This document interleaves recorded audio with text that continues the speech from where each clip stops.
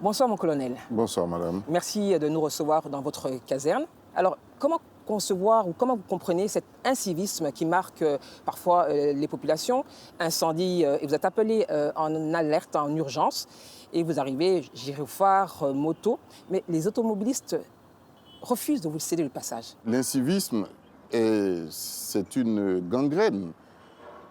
Vous ne pouvez pas concevoir que parfois pour rien, des carrefours sont bouchés parce que personne ne veut laisser passer l'autre.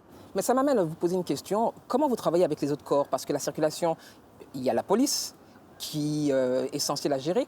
Comment, dans ce cas de figure, indépendamment de votre escorte, mettons, comment on gère cela? Vous voyez, parfois, il arrive même à des escortes de se retrouver coincés dans des bouchons. Quand la route est complètement bouchée, il n'y a rien à faire. Si nous arrivons Il n'y a dans rien à faire? Non, oui, on ne peut rien faire. On va pas sauter les véhicules. Donc, quand c'est inextricable, quand c'est bouché totalement, on ne peut rien faire, sauf prendre le temps de désengager les véhicules qui sont dans le carrefour. Pendant ce temps, les personnes attendent, le feu prend, il y a peut-être des agressions, des accidents de la route, il y a peut-être un accidenté qui va mourir du fait que cette intervention n'arrive pas à temps. Il y a des ambulances, même pas que les nôtres, Oui. qui ne peuvent même pas passer. Parce que le monsieur, il estime que la personne qui est dans l'ambulance, ça ne le concerne pas. Qu'est-ce qu'on pourrait proposer de façon effective? C'est l'éducation. C'est l'éducation, il faut repartir à la base et puis continuer d'éduquer. Les transporteurs, les populations, oui. Il faut continuer d'éduquer.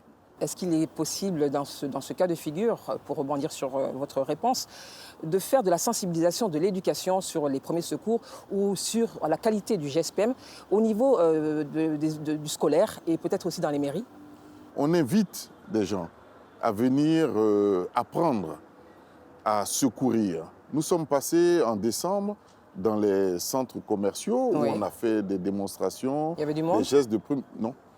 Mais on allait racoler pour les ramener dans les stands, pour qu'ils apprennent les gestes. Alors pour les populations, colonel, lorsqu'il y a un accident, que pouvez-vous leur dire comme premier geste? Il faut simplement protéger et appeler les secours. Comment on protège? Protéger, en fait, il s'agit d'éviter qu'autre chose n'arrive. Baliser la zone. Comment on balise? Avec des triangles, si on en a. Si on n'en a pas, on prend des lampes torches ou bien des herbes, les gens le font. Mais il faut éviter que les autres usagers viennent se retrouver dans l'accident pour aggraver le bilan. On ne déplace pas un accidenté. Si on ne sait pas le faire, il faut éviter. Parce qu'on peut aggraver la lésion. Alors, mon colonel, on a pu voir dans ce reportage les pompiers avoir des difficultés à se repérer dans la ville du fait de l'adressage qui n'existe pas. Quelle solution pourrait être rapidement mise en œuvre pour vous permettre, au-delà des embouteillages, de l'incivisme des populations, d'arriver rapidement sur les lieux des sinistres? Bien, c'est vrai que l'adressage à Abidjan et même dans toutes les autres villes du pays fait défaut, un adressage correct. Mais on arrive quand même à se repérer avec des points qui sont bien précis et bien connus. L'adressage n'est pas seulement, n'est pas la seule solution, parce qu'il y a des rues à Abidjan qui ont des noms, mais les populations aussi ne les connaissent pas. L'adressage des rues va vraiment faciliter les choses, mais aussi il faut que les noms des rues soient marqués, soient indiqués. Vous êtes en poste depuis 2012 et on a l'impression que rien n'a réellement changé. Quel est le bilan, votre bilan en 7 ans? Dire que rien n'a changé, je ne serais pas très d'accord parce qu'effectivement, les choses ont beaucoup évolué. Mais les incendies, les accidents, ce sont des événements de la vie courante. On ne peut pas les éradiquer. Mais nous, de notre côté, nous mettons tout en œuvre pour pouvoir les contenir et minimiser leurs effets. C'est en cela que notre montée en puissance a permis de réduire considérablement les sinistres et autres événements qui se produisaient. La Côte d'Ivoire compte 7 casernes, donc 3 à Abidjan, ce qui fait à peu près un pompier pour 25 000 personnes. Colonel, n'est-ce pas insuffisant quand on compare par exemple avec le Sénégal qui compte un pompier pour 3 200 personnes? Effectivement, c'est insuffisant, mais il faut dire que à côté des pompiers militaires, parce qu'aujourd'hui on parle des pompiers militaires, l'État de Côte d'Ivoire a choisi de faire cohabiter des pompiers civils. Nous avons effectivement 7 casernes de pompiers militaires dans les principales villes du pays. Ce sont les premières casernes qui ont été créées.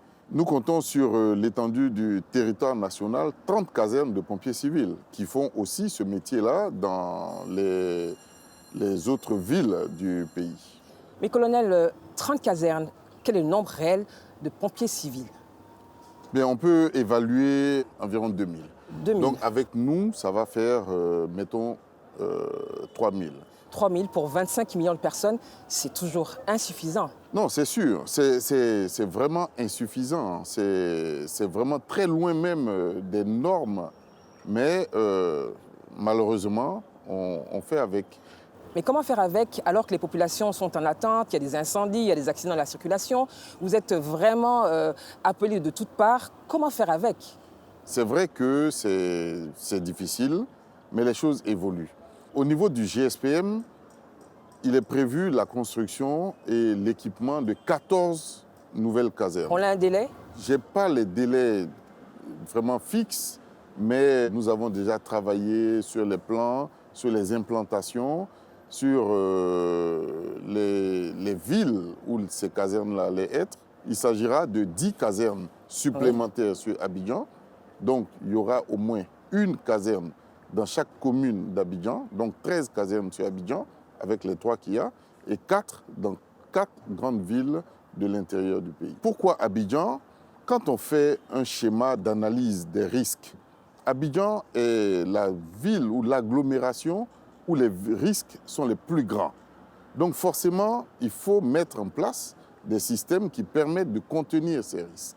Mon colonel, 14 nouvelles casernes, cela induit un recrutement. Nous, notre recrutement, on le fait au sein de l'armée.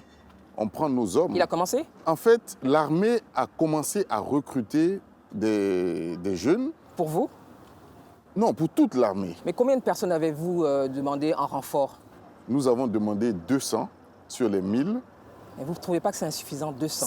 C'est insuffisant, c'est vrai. Mais pour l'instant, ça permettra quand même de relever les effectifs. Certains pompiers sont à fleur de peau, sont exténués. Est-ce que vos hommes bénéficient d'un suivi psychologique? De façon rigoureuse, non. Pourquoi? Non, parce que ce n'est pas dans nos cultures, dans notre façon de faire. Et ce sont Mais les hommes. Ce n'est pas un suivi psychologique dans le sens rigoureux du terme. Alors? Mais nos hommes sont formés Oui. et ils s'attendent à ça. Des personnes ont comme jeu favori des appels anonymes et de fausses alertes. Alors comment vous gérez cela et quelle incidence ces appels ont sur votre travail au quotidien? Mais je vais commencer par les incidences. Il faut dire que, on le dit souvent, hein, abuser des numéros d'appel de secours, c'est faire du tort à ceux qui en ont vraiment besoin. De façon concrète. Donc, quand un numéro d'appel est occupé de façon abusive, pour rien, celui qui en a besoin, qui appelle, il va trouver que la ligne est occupée ou bien la ligne sonne sans réponse. Donc pour lui, le sinistre existe, mais les secours ne sont pas encore saisis. La deuxième conséquence, c'est que lorsque on reçoit un appel, mais une fausse alerte, c'est-à-dire nous sommes appelés pour un accident ou un incendie qui n'a pas lieu, donc nous engageons le personnel, Oui. le matériel, ça coûte de l'argent à Combien ça peut l'État. coûter? Nous en sommes à environ 100 ou 150 000 francs lorsqu'on n'a pas mis en œuvre les moyens. Parce que si nous avons fait sortir Oui. les produits extincteurs, nous avons utilisé l'eau, etc., là, ça revient beaucoup plus cher. Alors justement, concernant ces fausses alertes, ceux qui sont l'auteurs de ces comportements, encore une fois, inciviques, qu'est-ce que ces personnes encourent? Faire partir des secours pour rien, c'est un délit. Oui. Le GSPM est en train de faire une mutation. Tous les numéros entrants pourront être identifiés et même les appels seront enregistrés. Que retenir en termes de bilan du GSPM? Le GSPM, au fil des années, a marqué vraiment le quotidien du pays par ses actions, par sa volonté de faire toujours mieux. Et ces dernières années, heureusement, nous avons pu quand même rehausser la capacité opérationnelle du GSPM. Pratiquement chaque année, nous avons des acquisitions nouvelles qui permettent de renouveler notre parc auto, aussi bien en secours à victimes qu'en incendie. Donc le bilan du GSPM, de façon globale, il est positif. Il faut dire qu'il y a 2 ans, le bilan annuel des interventions était à moins de 18 000. Oui. Aujourd'hui, Voilà, plus de 23 000. Voilà, 23 010 exactement, Oui. en fin 2019. Oui. Et les personnels sont beaucoup plus sensibilisés à l'action qu'ils ont et à leur devoir. C'est à cela même que nous devons cette évolution. Colonel, quel message voudriez-vous lancer à l'endroit des populations pour cette année 2020? Le message essentiel, c'est surtout un engagement du GSPM en faveur des populations. Je voudrais rassurer les populations au nom de tout le personnel du GSPM, les rassurer de notre engagement à faire toujours mieux et toujours plus pour venir au secours des populations. Ce que je dis souvent à nos hommes quand ils sont au rassemblement ou autre, parce que quand ils vont sur intervention, ils ne savent pas pour qui ils vont. On ne demande jamais qui est la victime. On demande le lieu et qu'est-ce qu'elle a. Donc ça peut être vous, ça peut être un parent, ça peut être quelqu'un que vous connaissez, ça peut être même un collègue. Donc chaque fois qu'ils s'en vont, il faut qu'ils se disent qu'ils y vont pour un des leurs. Partant de cela, ils vont arriver à satisfaire la population. Merci mon colonel de nous avoir reçus au sein de votre caserne et d'avoir répondu à nos questions. Mesdames, Messieurs, nous sommes au terme de ce premier numéro de 52 minutes pour comprendre. J'espère qu'il vous a permis de mieux comprendre le GSPM et surtout l'importance d'adopter un comportement civique qui facilite le travail sur le terrain des sapeurs-pompiers. Le manque de matériel et le manque d'effectifs ne rendent pas ce métier facile. Je vous donne rendez-vous dans 15 jours avec un nouveau numéro exclusif qui sera consacré à l'agence Emploi Jeunes. Merci aux équipes de Soprod pour la réalisation de ce magazine. Restez avec nous pour la suite des programmes sur RTI 1. Bonne soirée à tous.